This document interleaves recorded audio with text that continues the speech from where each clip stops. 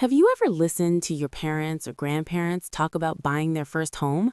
Back then, it sounded surprisingly simple. In the 1960s, an average house cost only about 2 to 3 times the annual salary of a single worker. This meant that with a steady job, owning a home wasn't a luxury, it was a standard part of life. But look at where we are today. The reality has shifted dramatically.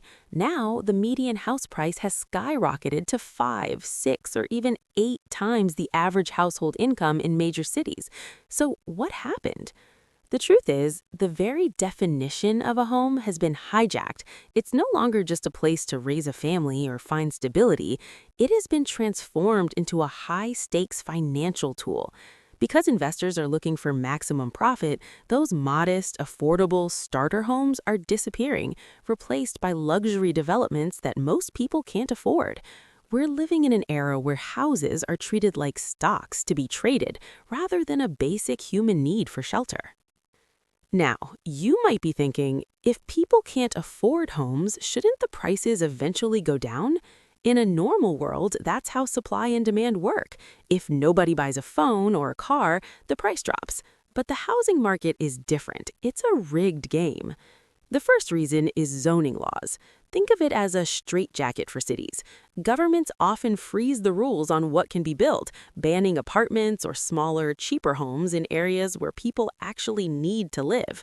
This creates an artificial shortage that keeps prices sky high. Then there's land hoarding. Major developers often buy up massive plots of land, but just sit on them. They wait for years, watching the land value rise, only building when they can guarantee a massive profit. And finally, we have zombie houses. These are perfectly good homes bought by investors and left completely empty.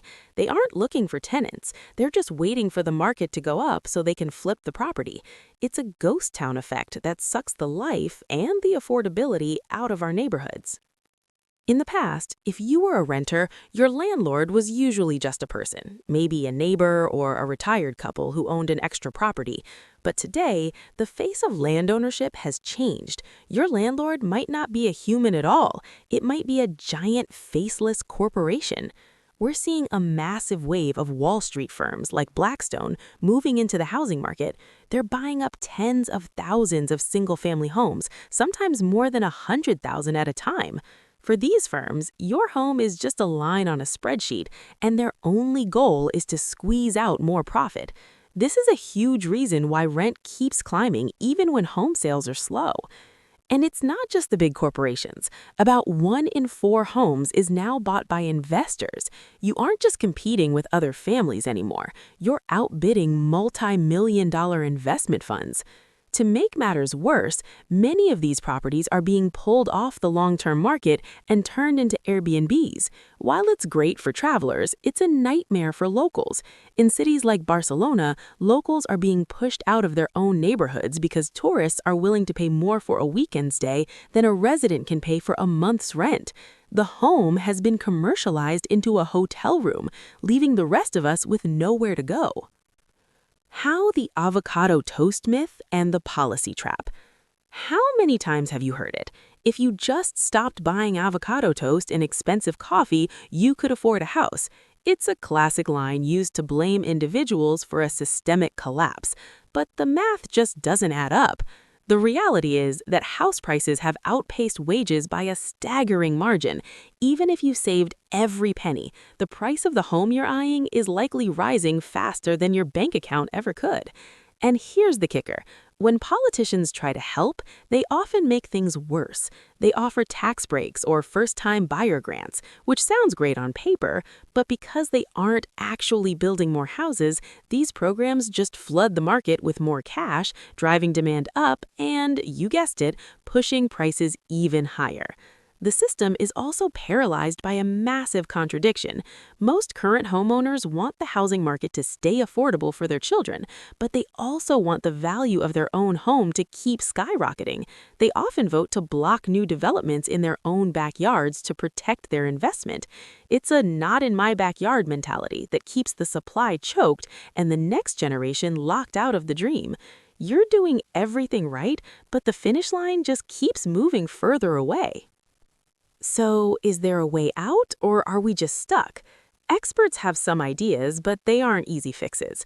One popular suggestion is a land value tax, taxing the land itself rather than the building. This would force owners to actually develop their land or sell it instead of just sitting on empty lots waiting for a payday. There's also the push for zoning reform, changing the rules so we can build more apartments and townhomes in areas currently reserved for mansions. Some are even calling for a ban on giant corporations buying up single-family homes, giving regular people a fighting chance again. But if the solutions exist, why aren't we seeing them? The answer is uncomfortable. It's politics. Over 65% of Americans own their homes. If prices drop to make housing affordable, millions of voters would see their net worth vanish overnight. No politician wants to be responsible for that kind of crash. The data is chilling. In just 4 years, the share of new homes sold for under $300,000 has collapsed.